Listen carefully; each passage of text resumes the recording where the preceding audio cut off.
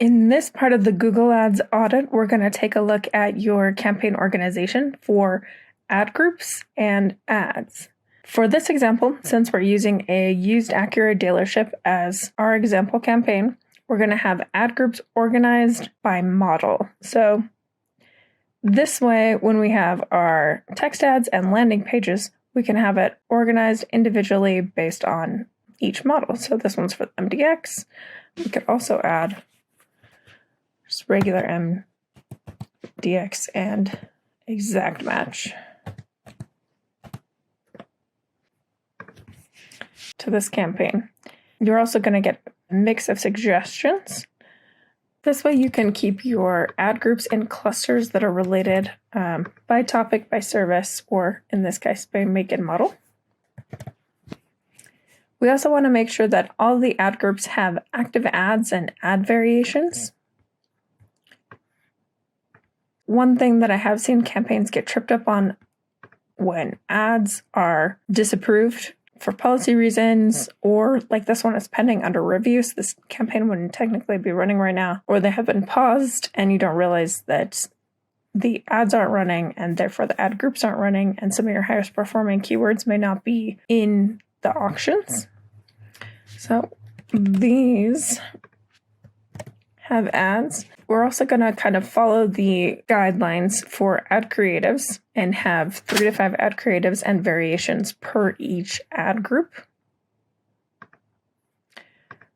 The reason we want this is that in the campaign settings, we did say for it to prefer best performing ads. And I do understand that these responsive ads have gotten a lot bigger in terms of they mix and match their own headlines and descriptions within the ads, but I would still recommend having 3 of them. The reason being that you're kind of giving Google the most information to optimize from when you provide it with valuable information within the ads. Set this to optimize for prefer best performing ads. I do understand in these responsive text ads that they already mix and match headlines with descriptions, and they are coming up with more fields to create many headlines, many descriptions, and attach asset types so that within a single text ad, now there are plenty of variations.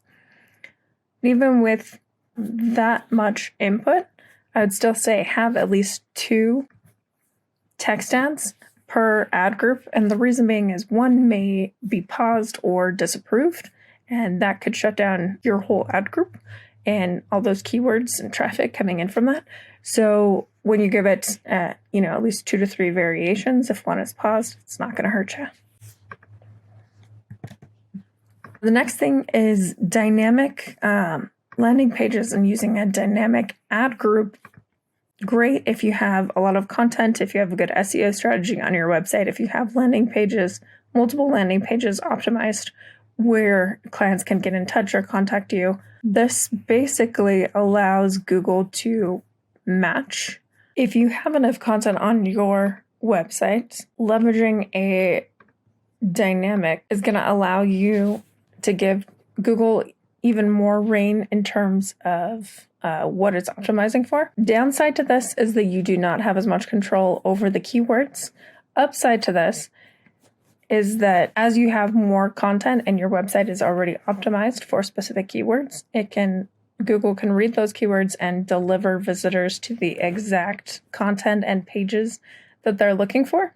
So the more complex your site, the more I would recommend having dynamic and allowing Google to have those options to put a searcher at exactly the right information that they were looking for within your site. And you can do that by setting up an ad group within a search campaign and changing this type to dynamic. Okay. Next one is if you have negative keywords at the ad group level. We talked about negative keywords available in lists. They're available at the account level, at the campaign level, and at the ad group level. For this one, we have negative keywords, and we're going to say competitor brands is one of our keyword lists that's applied to this used Acura campaign. So we can take a look at these are negative broad match keywords.